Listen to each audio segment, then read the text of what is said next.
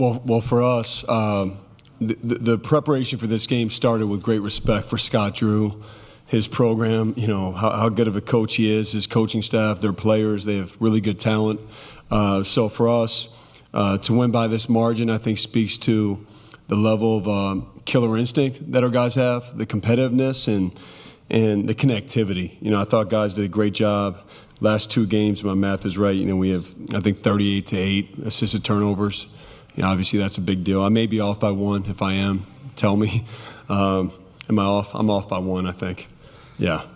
39. Even better. But I thought, again, Cooper back, these last couple games, he's had a great way about him. And then Tyrese, look, it's the shots. Big-time shot making.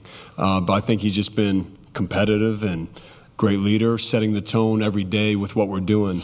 And so really proud of this win. Sweet 16 sounds great. We know it's a quick turnaround, but we're going to enjoy this one tonight and then get back to it. All right, at this time, we're going to open the floor for questions for student athletes. Go to 4th row first and then there, and then we'll go over here. Rod Baxley, Fayetteville Observer. Cooper, how do you describe what you saw from Tyrese tonight in these last few games? I think when Tyrese plays with the type of confidence that he's been playing with, really this whole second half of the season is just really good for our team. It's just such a talented player, such a weapon for us when he's, being confident and looking for a shot. Okay, in the front row. Royal Howell, the Juice Network. Tyrese, this question's for you. Just talk about that killer instinct. I think this is the most 3-pointers a player's made since 2001. That team won a national championship also. But just speak on just that killer instinct that you have and just coming out with the dog mentality.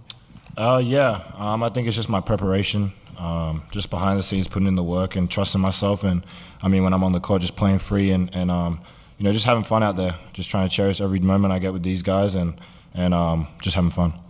Okay, Jaden in the 5th row, and then you're going right behind him. Hi, Tyrese. Dan Welcome from USA Today. I know your first couple years at Duke, you've had some ups and downs. Just curious, sort of how you maintained your level of, commitment to the program, maybe not wanting to, try something else, and just going all in with this group and having the belief that it was going to, click for you at this level. I think from a young age, I've never been the person to sort of jump off a ship in a sense.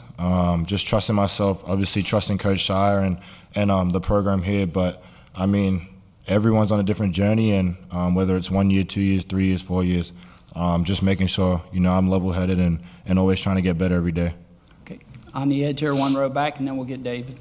Tyrese, according to NCAA stats, you joined some rare company with Coach Scheyer. You're the first Duke player to shoot a hit 5+3. Say that again, because they don't think I can play at all. Can you say that one more time?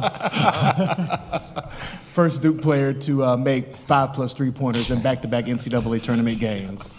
What was the question? Since 2010. How does that make you feel, knowing that you joined Coach Scheyer? It feels great. Everyone's been calling him White Mike for the past 2 weeks. But no, I'm just really proud of our group and proud of the way we came out and responded in that second half. Okay, standing up back there, David. There you go.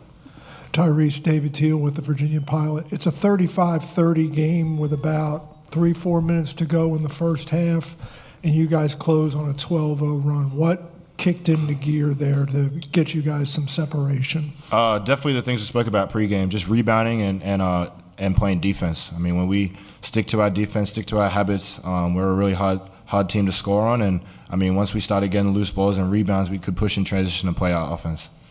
Okay, good. Aaron right in there. Aaron Beard with the AP. This is for you, Tyrese. You were 0 for 10 in your first 2 games in the ACC tournament from 3. I'm curious, when you were shooting in those games, did it feel good at the time? Did you have to tweak anything, like a reminder of something foundational with your shot? Or is this just sometimes the way it gets going? Yeah, it's just the way it's the way it goes. Obviously, it was 0 of 10, like you said, and just sticking with it, putting in the work, just trusting myself was a big thing. Other questions for student athletes? Jane, 2nd row. David Hale with ESPN. Cooper, I guess first off, how's your eye? And secondly, it seemed like particularly in the first half, very physical first half, and you guys got to the line a lot. Was that part of the strategic game plan coming in to try and get to the line and make some points there? I'm all good. My eye feels pretty good right now.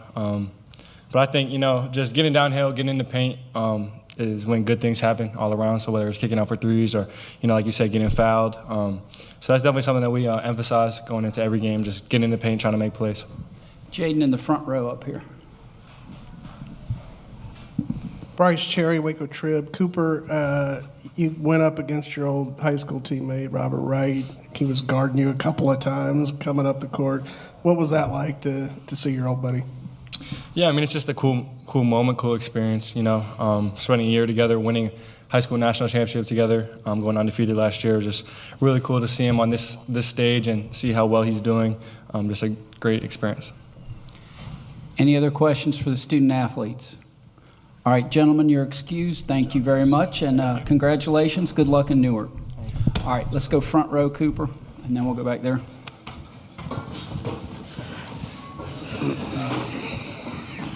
Royal High, the Juice Network. Coach Scheyer, going in right before halftime, I believe you guys were up 17. You made the infamous Duke run where you pretty much put your foot on the gas. What was the message going into halftime, not letting your foot off the gas, trying to keep that lead going into the second half? Well, it's a position you want to be in, obviously, where you have a lead. But for us, we've been in that enough where we've had an 18-point lead against Notre Dame with a few minutes to go away. We were just up 21.5 against Carolina, in the ACC tournament. So for us, because you get one season with this group, you try to use the experiences we've had, and I'll reference it. Like I reference those games at halftime, and just to make sure we know how precious it is. And I thought our guys did a good job. Probably gave up too many second chance points and opportunities in the second half, but overall, I thought we just did a great job weathering the storm and staying with it. Okay, we can go on the fifth row over there, and then we'll come over here. Chip Patterson, CBS Sports. A lot of conversation about roster construction in terms of talent and fit. I was curious about the way the personalities of this team fit together. What were you expecting when you got the team together? And then what have you seen, especially here in the tournament? Well, I think it's gone even better than we could have imagined in terms of the personalities. We really tried to identify guys in the transfer portal that understood it wasn't going to be about them scoring all the points or shooting all the shots, but it was about the fit. And with the fit, they could be really successful, as well. And so Malik, Mason, Sion, they're so unselfish. They're mature. I think, having 6 freshmen is great to see. Mason and Sion, every day they have a routine they do. They're pros. So to see them with how they operate, how they go about their business, I think is important for the young guys.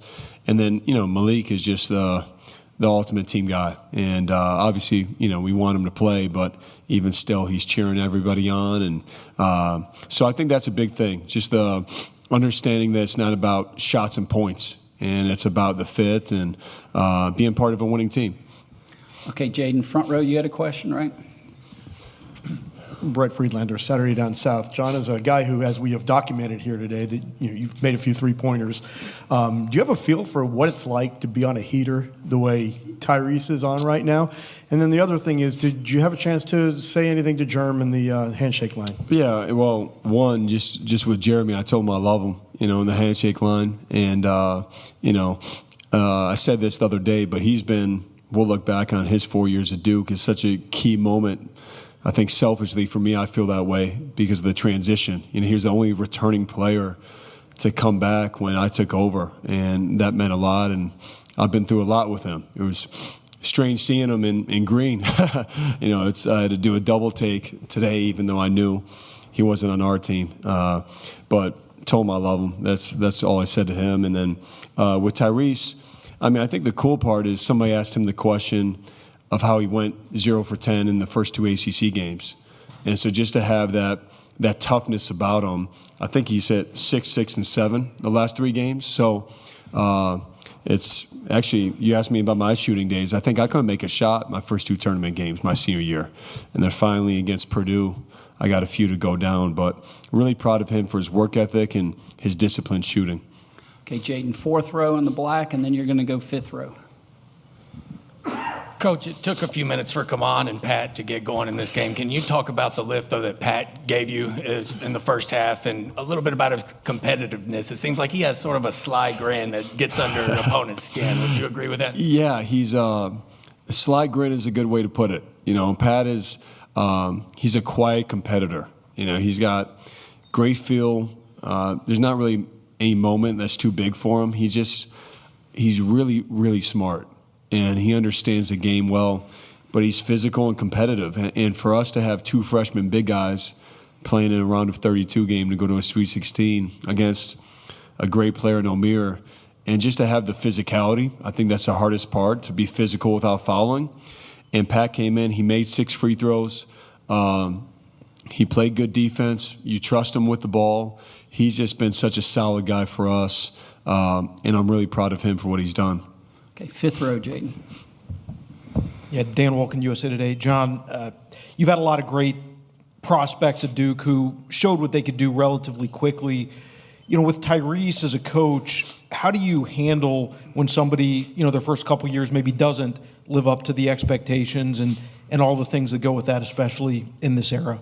Well, I think it's what I'm most proud of, or as proud as anything, with the journey Tyrese and I have been on, because it's harder to go through those journeys now, you know, and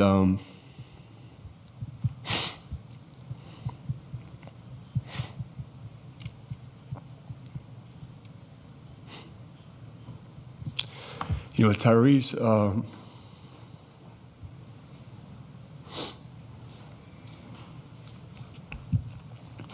You know, I took over in April, and Tyrese and I had a call May 31st to come a year early, and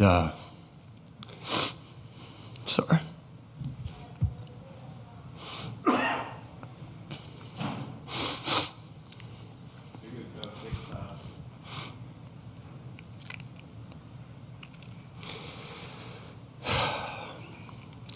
I think we knew there'd be some rough patches, you know, reclassifying, but there were his first year. But he had some big-time moments. Like, he came on strong down the stretch, and he could have made a decision to even go pro after his freshman year, a year early.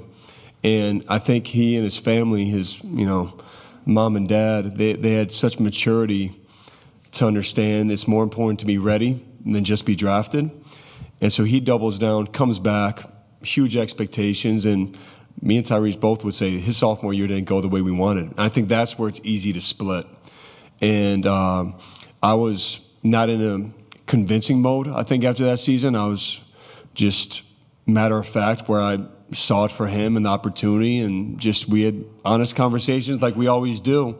But I think the difference is for a guy in that position to take it, as opposed to making excuses or running away from it. I think that's the special part. And so for this to happen for Tyrese, you know, to be, you know, hitting 7 threes and to be our key guy and all that after going through all these moments, like if I'm an NBA team, I'm going after him, because you have to handle adversity. And I think that speaks a lot to his character, and then obviously our relationship. You know, and I think in this era, you guys cover this, you understand the challenges and NIL and transfer portal and all that. It's still to have the relationships you can build with a guy for 3 years and go through a lot. And I'm obviously really proud of him.